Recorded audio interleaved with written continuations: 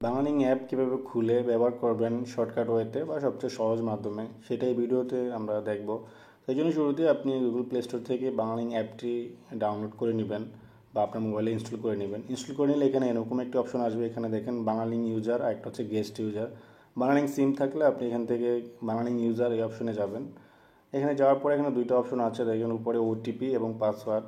OTP হচ্ছে আপনার কাছে মোবাইলটা থাকলে আপনি নাম্বারটা দিয়ে ওটিপি দিয়ে লগ ইন করতে পারবেন। আর যদি আপনি পাসওয়ার্ড দিয়ে রাখেন তাহলে আপনি সাপোজ আপনার কাছে সিমটা নেই, তারপর আপনি ইউজার আইডি পাসওয়ার্ড মানে মোবাইল নাম্বার আর পাসওয়ার্ড দিয়ে লগ ইন করতে পারবেন। এই জন্য রেজিস্টার অপশনে যাওয়ার পরে এখানে একটি ওটিপি যাবে আপনার মোবাইলে।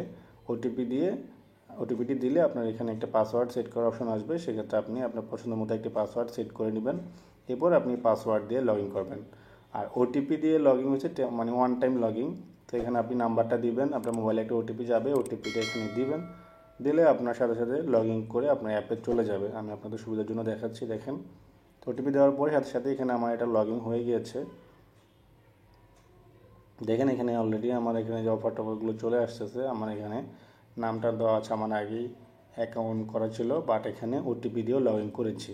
তো ওটিপি দিয়ে লগ ইন করার পর আপনি এখান থেকে বাংলালিংক অ্যাপের যে ফিচারগুলো আছে সেটা ব্যবহার করতে পারবেন। তবে আপনি যদি নিউ ইউজার হয়ে থাকেন বা আপনার কাছে যদি সিম থাকে তাহলে আপনি এখান থেকে ওটিপি দিয়ে লগ ইন করবেন। আর যদি আপনার কাছে সিমটা না থাকে, সিমটা দেখা যাচ্ছে আপনি বাড়িতে বা দূরে কোথাও থাকে, বা আপনি যদি বাইরে গিয়ে ব্যবহার করতে চান, সেক্ষেত্রে আপনি ইউজার আইডি পাসওয়ার্ড দিয়ে সাইন আপ করে নেবেন।